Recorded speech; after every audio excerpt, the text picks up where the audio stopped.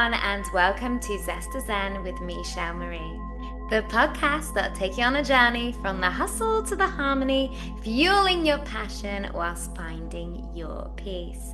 Today, I am super excited to welcome Michelle Vande Hey. She is the creator of Love Your Life Launchpad and a trauma-sensitive coach who helps purpose-driven leaders reset, realign, and rise. I love all the R's.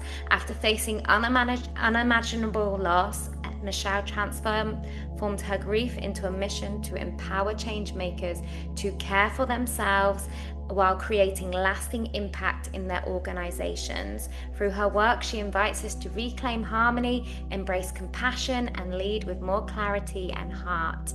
And if you feel called, I'm sure you're getting used to this now, share a little love by helping to amplify my guest voices by subscribing. It costs you absolutely nothing, but makes a huge difference. Thank you if you have already. Much love to you all. And may this episode bring you the courage, balance, and inspired action that you seek. Welcome, Michelle. Hey, Shel. Nice to be here. And it's funny as you say that because I don't know why, but just you saying Shel, I always feel like people always think my name's Michelle, and I'm like, no. Do you get called Shel as well, or? No, sometimes Shelly, but So my actual name is Shelley, so okay, yeah. yeah. But I also And like I'm in trouble when I get called Shelley. well, it's so funny because when I was younger, I used to be like, "Don't call me Shelly, that's not my name," and So I was the same. I remember I had some, I think, quite old school teachers, and they would say, "No, your name is Michelle," and I said, "My name's not Michelle, it's Shelley." And they say, "No, you just don't know." Oh yeah, I don't know my name. Oops, yeah, right. sorry. Little child. But yeah, I don't know. I just thought it was a nice little opener because I think even experiences like this, and I feel like there's always a reason why we mention things, can always have a bigger impact long term sometimes when we kind of have these patterns or scenarios come up. And I know, again, it sounds like really trivial things, but it's about how the experience was and how the person felt at the time. And especially when you're a young, innocent little child, I think we don't realize how much it's suppressed. And it's really interesting you say that about saying, "Don't call me Shelley." I always found as well, my name then ended up being a really triggering thing until I let it go, like in my late 20s or something, and I realized looking back it was because of that experience. Yeah. So I know it sounds really off topic, but I feel like everything always comes out for a reason. So thinking about you and your incredible journey and all you've been through, just thinking about the listeners and the reason why they've kind of read the description and want to connect with you and your story, what do you feel right now would be something they would really benefit from hearing? Yeah, I mean, I think even hearing you talk about the names and everything like that, it made me think of just like, yeah, like when we were younger, because now it doesn't really bother me, like you said. Yeah. And it's like so much of our identity, right? Which makes sense. It's Yes, our yeah. names. And I And think also, sorry to cut you no, off, go but ahead. when you are young and you are learning and someone says like you don't know, that is a huge thing for, I mean, I think I was like reception, which is kindergarten. Uh-huh. And I remember it was during the register, and obviously I didn't answer because it wasn't my name. And I got really in trouble for it and then almost shamed in front of all the other children. And I remember then the repercussion of going home and being really angry at my mum because I was like, "You didn't tell me my name." And, you know, I felt like kind of shamed for it. And then, like, so obviously my mum went and dealt with it all. But, and I never got called that again, but it was, the whole experience was really intense, like for a little child. You know, you go into school and it's supposed to be a safe place, you know? Yeah, yeah. Yeah, and so it makes me kind of think too, then like as we're getting older as adults, it's like we realize, uh, you know, it doesn't matter what someone calls me. Like I know who I am, sort of thing. Yes, And so it's like yes. you can call me whatever you want, but I know what my name is, and so I feel like oftentimes when we think of like identity or like who we are, um, sometimes we can get lost in the things that we're doing, especially when we're like mission driven, purpose driven type of Mm-hmm. people. And it's like you want to just create this change and have this like positive impact on the world. And you just keep going and going and going. And that really becomes part of your identity. And sometimes, like, it could even become just like your whole identity, right? And Yes, that's yes. where the challenge can be of if it's all of who you are, then you forget about all the other parts of you. Um, and that's when like burnout and like compassion fatigue and all of those things kind of show up because you're kind of like losing who you are. And when that happens, it's like at some point you then like don't have the capacity to keep going with your mission, to keep going with your purpose because you're kind of losing yourself. Absolutely, yeah. 100%.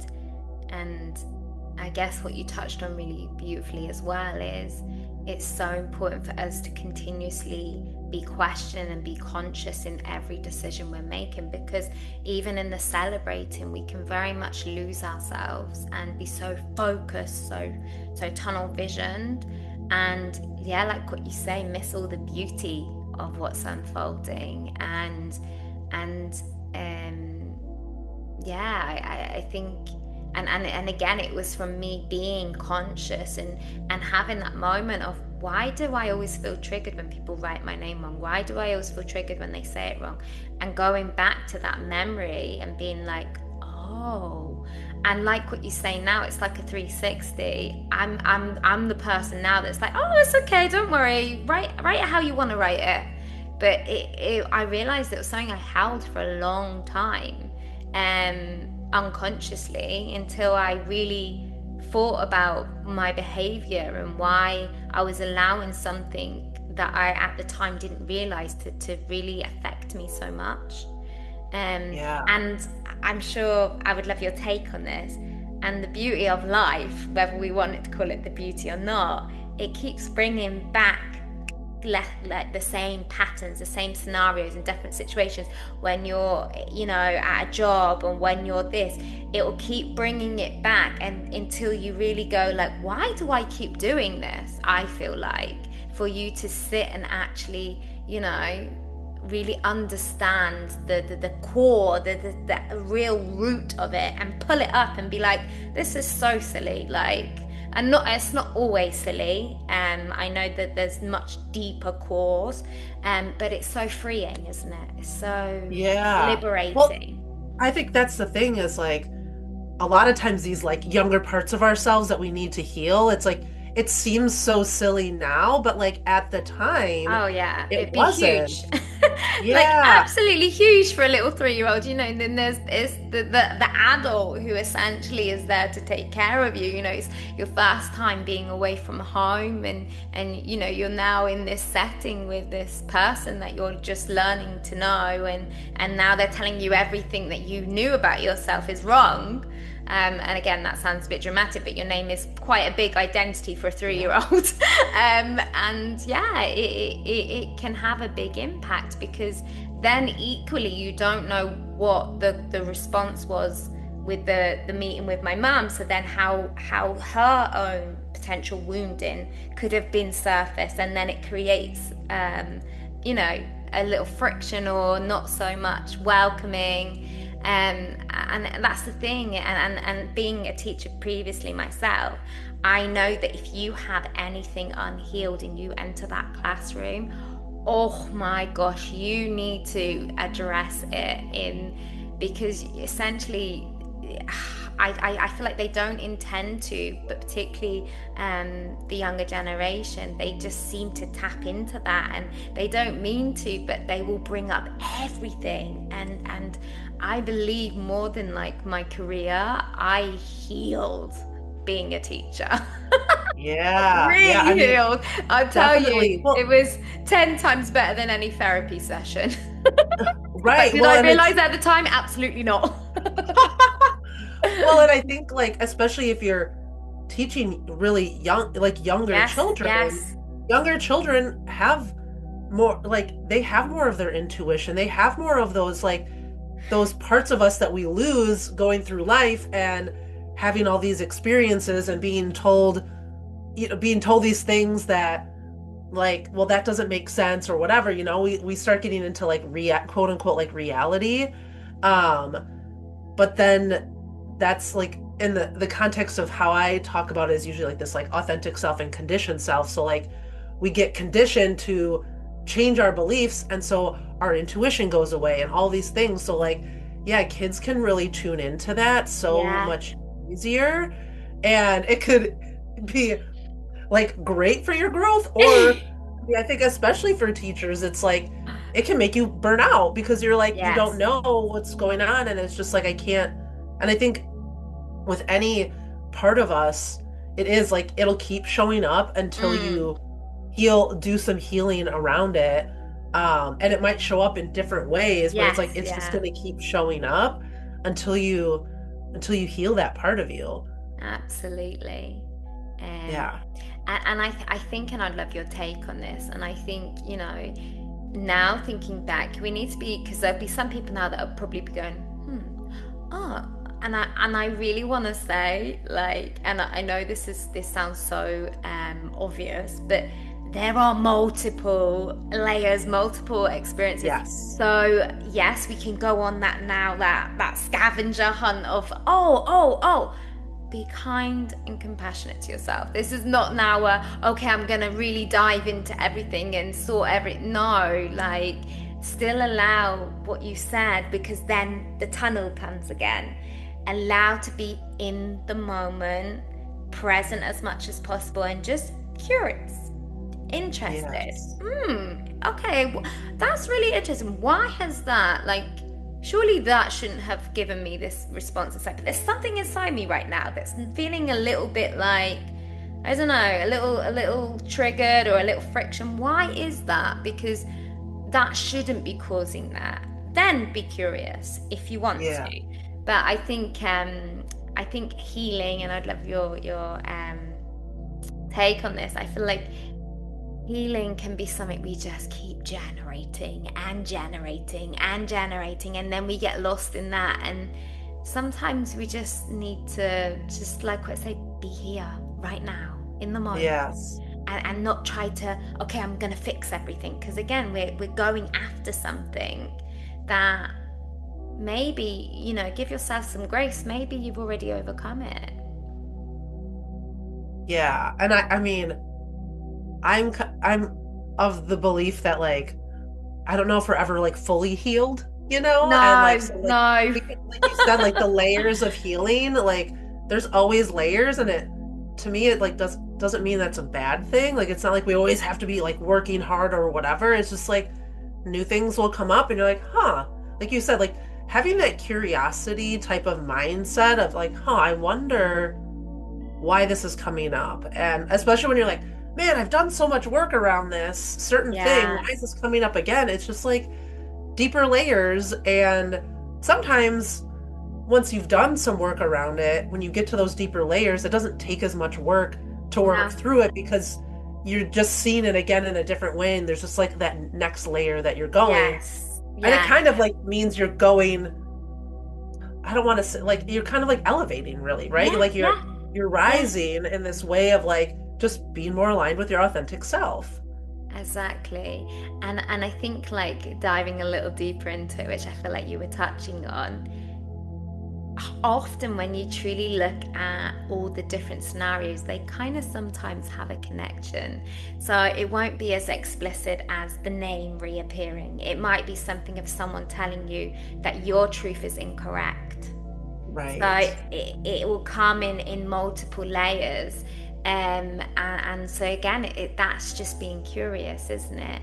And then equally, I find there's another layer sometimes of when you feel like you've mastered, but we ha ha ha don't really master anything, I believe. Um, it will come in the form of someone else then projecting it onto you, and then do you pick you or you pick, and again, it doesn't mean it has to be one or the other, but I think essentially sometimes when you are full in your belief systems and your values, and sometimes I think when you are connected to your intuition, you can see ahead what already the scenario is going to unfold. It's like, okay, do you in this moment kind of please to that person, and not cause the reaction from them, but even though essentially you already can kind of discover that it's not the right choice. And I think that's really hard, because Yeah. it's kind of like now or then. And I know we're kind of talking quite not cryptic, but I think sometimes it's good to talk like this, because I think sometimes when we just say a tangible example, people can get lost in the story, even though the story is important.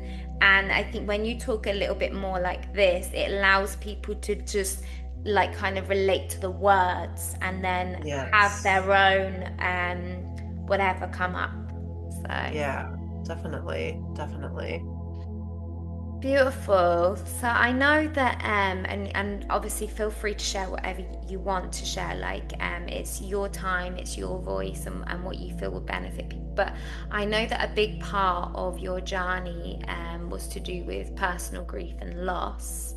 And that's something that you use a lot to really pull from the strength and in all you're creating. So if there's anything like in that sense that because obviously it's something that we all at some point, whether intensely or it's something we all experience, if there's anything that you feel would the listeners would benefit from hearing, like feel free to share whatever you want to share. Yeah.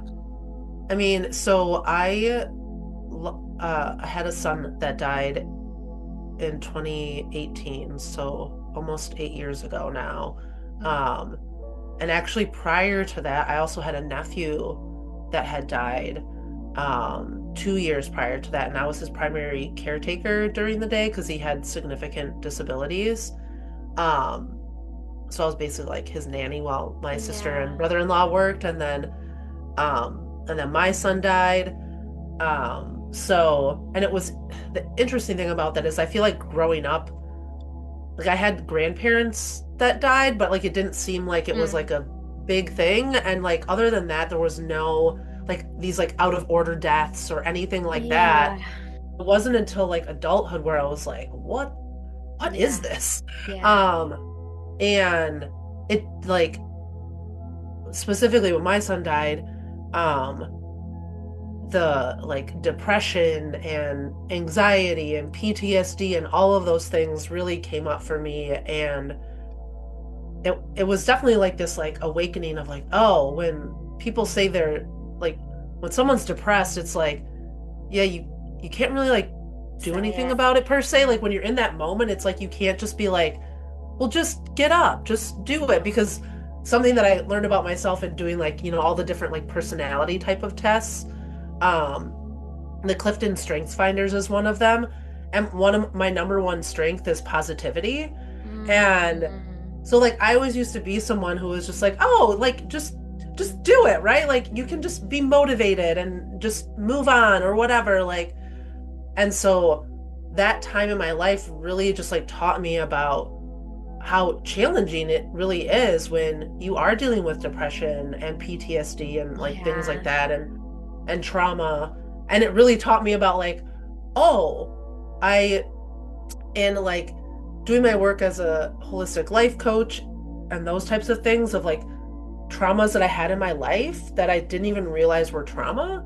And even talking like when you were talking about the your story, it's Yeah. like and what I learned doing as I like started to learn more about trauma in particular is that you could have a group of people experience the same thing, and to some of them it's trauma, Yeah. and to some people it's not. Yeah. And so Yeah. we can't decide what trauma is for other people. So when you said like, oh, this little small thing of Yeah. being like my name not being called by the right name, it's like that could have been traumatic for you, especially at that age. Yeah. And so, like, trauma doesn't have to be a quote unquote big thing like losing a child. Mm. Um, and it can still affect you in similar ways and being activated or triggered later on in life.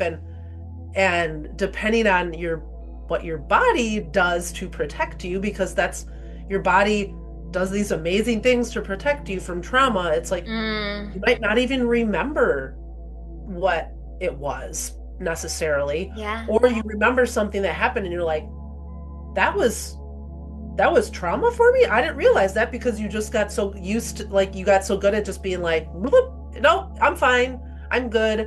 um Yeah. yeah, so I feel like I kind of like went No, out on a no, but limb but there. actually, and I don't mean to make links because like you just expressed something really really vulnerable, and thank you so much for sharing that. And I'm really sorry about your loss, and I appreciate you feeling comfortable enough to share that. And I know that there's a reason why, and that some people listening would really um find comfort and other emotions. Like there's no, we can't name what people are feeling, but in you sharing that, and I believe there's a reason why. um but what I really heard as well, which is funny how we started with something so, like what we say, trivial and little, and I had no idea why we're talking about that to start with, but I feel like it actually does feed in because as you express, I was always known, or I knew myself as someone always on the scale of the questionnaire positive. So you, ironically, I feel, and again, please correct me if I'm saying this wrong, but you lost your identity in that moment because Yeah. everything you had built as yourself and the role that you play was like, whoa, whoa, whoa, whoa. Okay, first of all, what's happened? Second of all, who are you? Because you are, I am not this person now. I'm actually really, angry, really, so many emotions completely opposite to positive.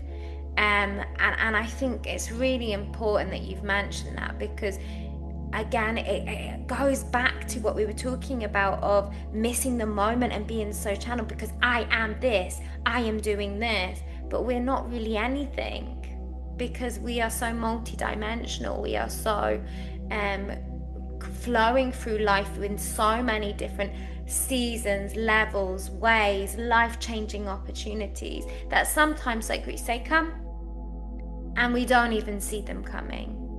And so I think I'm really happy that you mentioned that because to give, I'm sure in the moment, like I can't even imagine what you went through, but for someone maybe even listening could give themselves a little bit of grace and compassion for themselves when, yeah, like every single thing in your life of who you thought you are, what your life is, what you're achieving has just completely just done.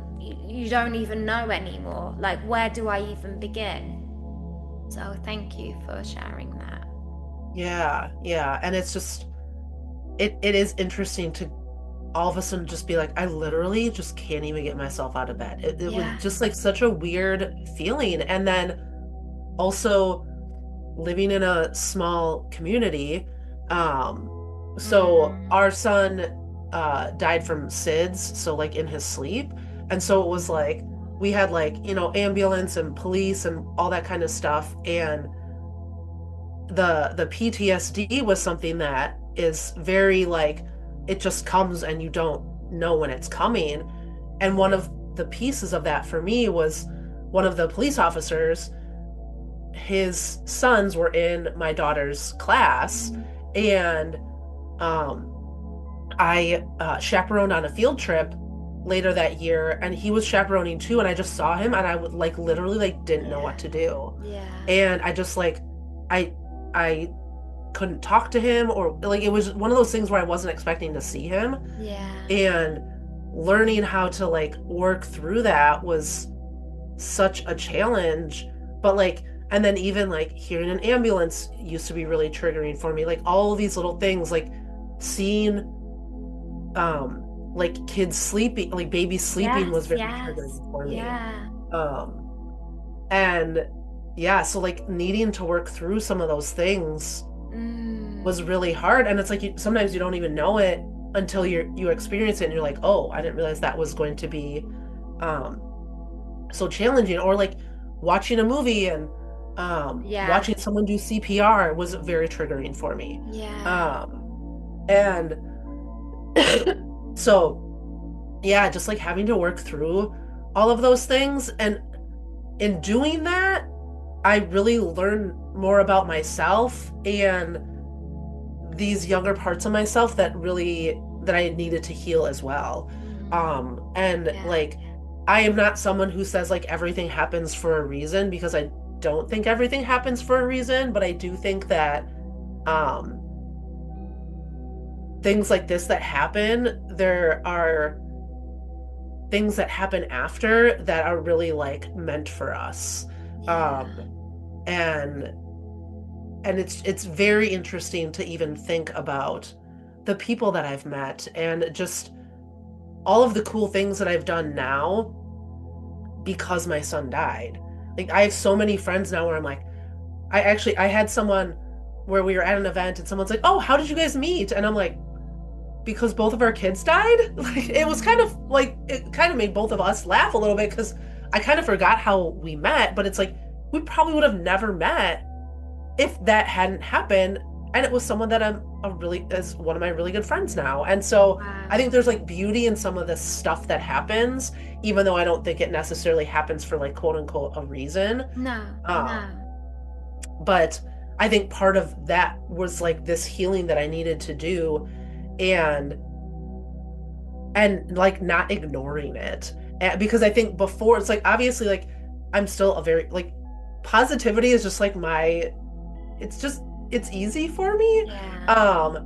And but now I see it more as like this both and like instead of like this toxic positivity of trying to make people Mm, feel better when they're not feeling like when they're feeling depressed or whatever. It's like instead of trying to make them feel better, because really what I'm trying to do is make myself feel more comfortable, is like honoring that space. And when you can honor that the hard stuff or whatever, it makes room for then the fun and the lightness. And because I was coaching women after loss for a really long time, yeah. um and so my big thing was joy and grief, that there's like space for both and you don't have to decide one or the other, that you can be grieving and you can experience joy, and it doesn't have to you don't have to choose one or the other.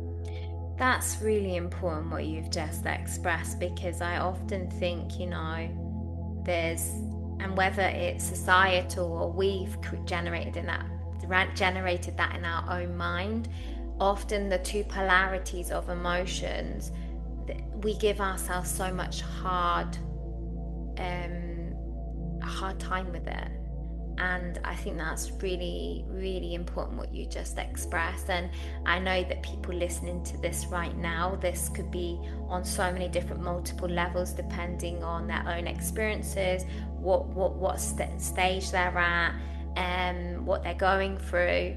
Um, but I think it's super important that whether this message is for you right now or it's something that you feel someone else would benefit from, or maybe even something that even if you've watched it and then kind of cannot relate to it or something like that, because it's quite you could we just to think from the perspective of other people sometimes. But I also believe that you've expressed that for a reason, because there'll come a time, and I believe in you sharing that you've become really memorable, regardless of what the initial reaction is, because there'll become a time, and you will know this, I believe, from because I know you're sharing now that based on where you're at now, but I know there was a time when you wouldn't have been able to speak like that, you didn't feel like that, and I really want people to really home in on that. Like, even when you just said the getting out of bed, like, okay, we didn't speak as intensely about that, but think about that in itself, that's strong and powerful. And I know I do this a lot. There'll be things that I watch, and in that moment I'm not actually connecting and cannot watch that at the time, but I always remember those people that I've had the most reaction from, whether we want to class it as positive or negative. It doesn't even need to be that we're telling our own truth and our own part in our own journey. I know I always circle back round, because those people usually are our greatest teachers, and I believe that's what you've just shared today. So I really appreciate you for that. And I know that even in you saying about now with your one of your good friends being, the way you said it, in humor of because of the experience you both went through with your children. I know also that your beautiful babas would be really happy to know that they brought joy, and two people together that basically were not able to, didn't even know how they're going to get out of bed, and to now have that beautiful relationship where you get to share that memory is gold. And I know some people can't think that way, but I do, and I believe that we won't go to the everything happens for a reason, because I think that's such a hard thing to say in certain points. But I agree with you that I believe they brought you together for that joy, as well as that probably crying together and that grief and those memories, and when those anniversaries come up. But we can experience both, as you so beautifully expressed. So thank you so much, Michelle. Yeah. Gosh, I think you're incredible. I know, and I believe you are a change maker, because you've just so rawly and beautifully expressed an unfolding in your life that will continue to unfold in your life. And I know that whether curiosity is the key, or you just are seeking some bonding or some advice, I know that many people will want to reach out to you, even to just say hello, sometimes. And that's what I was going to pick up on when you said about the police officer in a small community. I think it's okay as well to allow ourselves, particularly in these communities, time to actually be with ourselves and process, because even though you had that beautiful community, that in itself again caused so many external triggers for you, and it was such a beautiful thing, but also ironically caused so many more layers, because it's almost like you couldn't just show up one day and pretend everything was okay or something. You were facing it through the sounds, through the experiences, through the faces, continuously. And I think you're an incredible woman. I really do. So Well, thank you. And yeah, and honestly, it's kind of interesting, like a full circle moment, if you will, is like now I'm with some of the work that I'm doing, I'm like talking with our emergency services team to like do some work with them. And so like something that felt so crippling at one time, like thinking about just hearing an ambulance, is now something that like I get to help them be able to continue to do their work as well. And it's like a really cool thing to kind of like have that and feel like I'm in a place that I can do these really cool things and make a bigger difference. beautiful. Because even though, my son ended up dying, it was like they still were there for us in that time to help us in the best way that they could. And I think sometimes, and I would love your take on this, those things that we fear sometimes the most, or are causing us the great stress, when we can rewrite them in a positive way, that's very healing as well. Yes.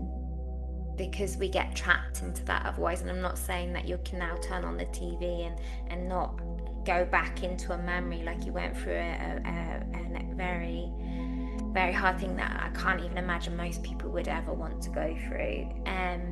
But when the time comes, if you can take those moments of pouring some love and goodness into other people, I think, yeah, just like Chris, I just think it's amazing what you're doing. Thank you so much, Yeah. Michelle. Yeah. And I've got all your details in the show notes, so anyone can connect with you and reach out to you. And please do, you really feel cool. Please do, even if it's to celebrate you literally being so raw, so real, and so vulnerable. Um, express gratitude to people, because it's more than a story, it's your life, and I really honor you for that. But with that said, if there's something that someone listening right now would really benefit from hearing, what would you tell them? I would tell them that, if you're, especially if you're going through something really challenging right now, to maybe slow down. I feel like that is so important, is to try and slow down no matter what's going, because there's so much going on. And in the US, we are very much a hustle culture. And so I love that you talk about like hustle to harmony, because I do feel like I talk about harmony, like as opposed to like work-life balance, having like work-life harmony, and that there are times in your life where things are going to ebb and flow, and it's not going to be this perfect like balance. Yeah, yeah, And so to take some time to slow down, and slowing down actually doesn't have to take that long either.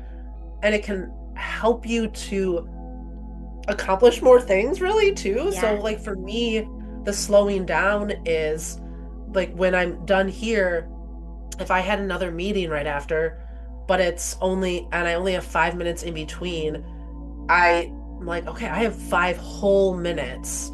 And instead of thinking like I only have 5 minutes, I think of it as I have 5 whole minutes. Maybe I'm going to take my time to refill my tea. I'm going to, usually when it's nicer out, go outside and take a few deep breaths of fresh air, put my feet on the ground, do a few of those things that take less than 5 minutes, but slowing down and being present, which was something you yeah, kind of mentioned before too, just like taking that time to be present in the moment and like appreciating some of those small things can slow you down, and that can give some of that clarity in your mind of what to do next, or yes, to yes, respond instead of react. And just like slowing down can be so valuable. And it doesn't mean like slowing down so much that you can't keep doing. It's just taking that time to connect with yourself, connect, spiritually if you want, or connect with the earth, but just like feel that connection again. yeah, And that can like energize you to keep moving forward without feeling like you're going nonstop. yeah, absolutely. What again, wise words, because I think particularly in these life-altering moments, we can full steam ahead so much, and our imagination is powerful, not always in the best way. And yeah, just really, really just naming what you see around you, just being there right now in the moment. And I know there's some people that would be like, well, how's that going to? But that's the thing. That's the energy, isn't it? Of racing and racing. Well, that's not really going to help me right now. That's because that's what you need right now. And often, when you have this woo with something, what's the opposite of that? And that's usually, I feel, what you actually need. Yes. So thank you, Michelle. It's been an absolute pleasure, and you're an absolute gem. Thank you. Thank you so much for having me. You're welcome.